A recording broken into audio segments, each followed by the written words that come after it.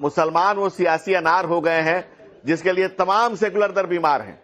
इनको मुसलमान को अपनी मिल्कियत समझने की जो लगातार एक मानसिकता बन गई है, हम इससे बाहर निकलना चाहते हैं। मुसलमान को मुसलमान मुल्क की माटी के साथ जोड़ करके अपने मुस्तकबिल को अपने एक मकाम तक लेकर जाए। ये मोदी गवर्नमेंट में ये प्रयास किया जा रहा है कि मुल्क के साथ जुड़े, मुल्क की माटी से जुड़ करके अपने मुस्तकबिल की बेहतरी के लिए, अपने मकाम तक जाने के लिए मुसलमान प्रयास करे।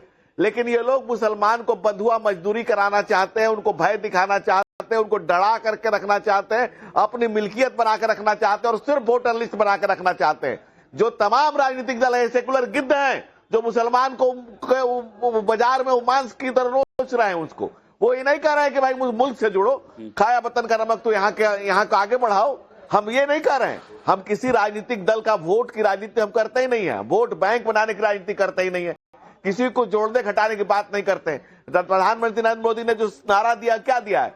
सबका साथ, सबका विकास, सबका विश्वास, सबका प्रयास, इंक्लूसिव बातें की हैं। हमने कब कहा कि हिंदू का साथ, हिंदू का विकास? कभी तो नहीं कहा।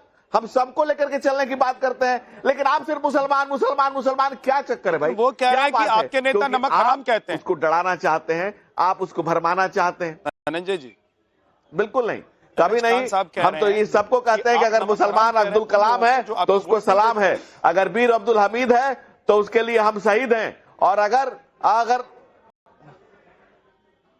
हेलो, हम मुल्क के माटी से मुसलमान को जोड़ करके एक बेहतरीन मुल्क बनाने का, जब दोनों मिल करके काम करेंगे, इस देश का हर आदमी मिलकर काम करेगा, एक बेहतरीन मुल्क बन पाएगा।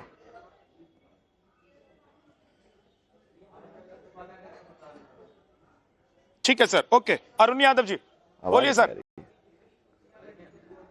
एमएच खान ने सबसे पहले कहा कि 18% जो बिहार में है उनको आप लोग पूछ नहीं रहे, कह रहे कि चुनाव के बाद बना देंगे उप मुख्यमंत्री, और जो 5% है उनके लिए आपने घोषणा कर दी, उम्मीदवार बना दिया उप मुख्यमंत्री का। दूसरी तरफ आप लोग डर दिखाते हैं, लेकिन मुद्दों से आप लोगों का काम नहीं चलता है, इसीलिए आप लोग वक्त भी लेकर आते हैं। आपको पता है कि मुसलमानों का वोट चाहिए तो वक्त को लाना पड़ेगा। देखिए विद्यानाथ जी, इस चुनाव में बिहार की जनता को पता है कि मुद्दे की राजनीति कौन कर रहा है।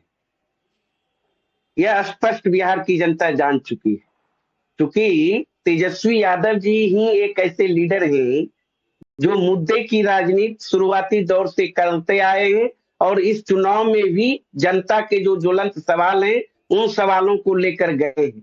पढ़ाई लिखाई, दवाई, सिंचाई, सुनवाई और कार्रवाई की बात करते हुए नौजवानों के लिए रोजगार की बात की गई है।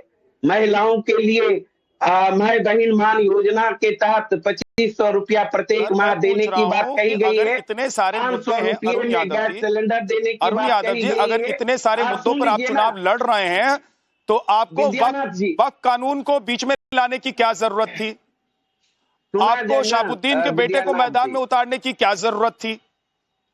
सुना जाए ना, शहाबुद्दीन साहब के बेटे नौजवान हैं, पढ़े लिखे हुए हैं, नीट एंड क्लीन हैं।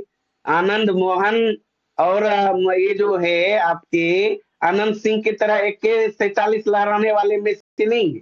अब चलिए मुद्दे की बात। हमारे नेता ने कहा है 500 रुपया में गैस सिलेंडर देंगे, 200 बिजली यूनिट फ्री देंगे, नौजवानों के लिए जो है युवा आयोग का गठन करेंगे, डोमिसाइल नीति लागू करके बिहार के नौजवानों को नौकरी यही देने का काम करेंगे, प्रत्येक घर को, प्रत्येक परिवार को एक सरकारी नौकरी देने का काम करेंगे।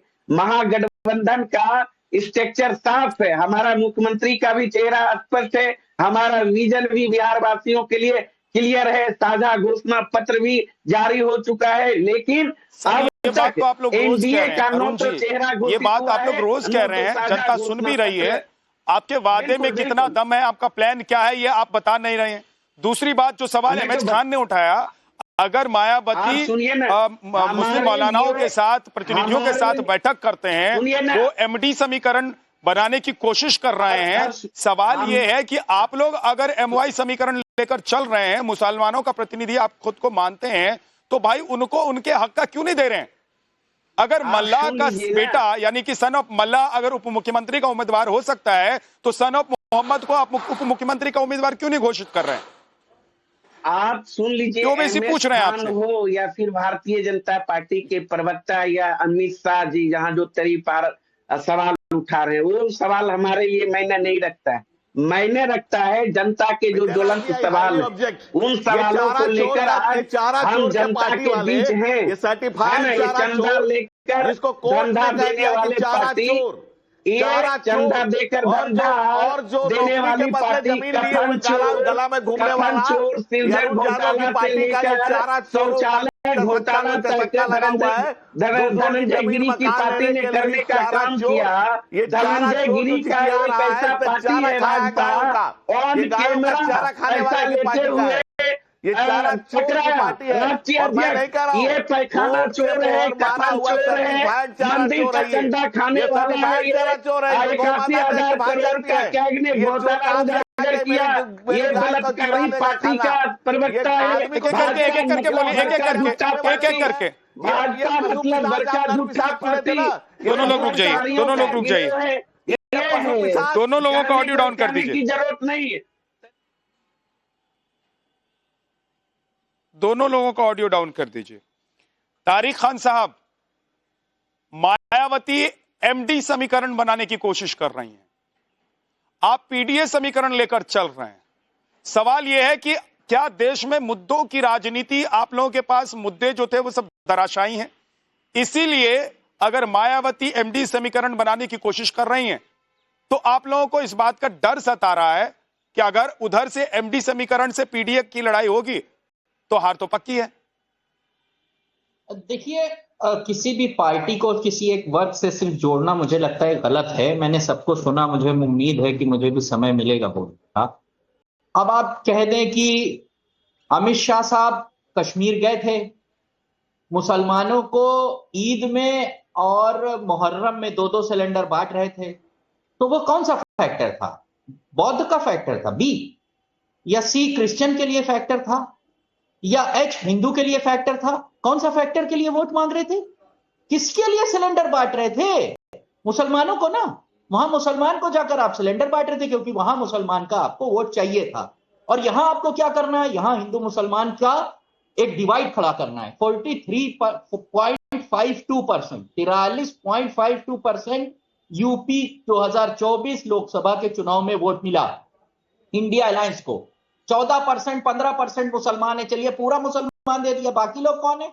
बाकी वोट तो चंद्रमा से आए ना, बाकी वोट समाजवादी पार्टी को, कुछ जुपिटर से आए, एलियन ने वोट डाला, बाकी लोग तो बचे कौन? वही तो बचे जो आप डिवाइड करना चाहते हैं, पीडीए समाज के लोग, हिंदू समाज के लोग। अभी आपने बताया कि सिर्फ आजम खां को बना दिया, वहां पर स्टार प्रचारक नरेश उत्तम पटेल कौन है? कौन है नरेश उत्तम पटेल? डिंपल यादव कौन है? क्या नाम है उनका? लालजी वर्मा कौन है? कृष्णानंद नंदा कौन है? तो क्या सिर्फ मुसलमान को प्रचारक बना दिया? इस तरीके का एक लाइन ड्रॉ करना मुझे समझ ही में नहीं आता। आप मांग सकते हैं मुसलमानों का वोट जाकर कश्मीर में सिलेंडर बांटकर, तब वो अनार बड़ा बढ़िया था, खूबसूरत अनार बन गया।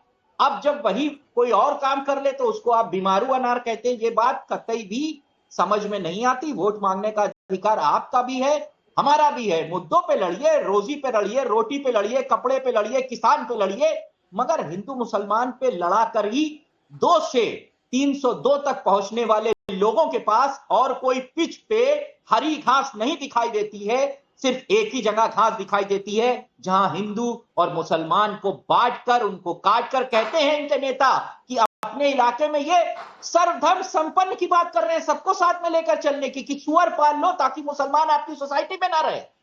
ये इनका वो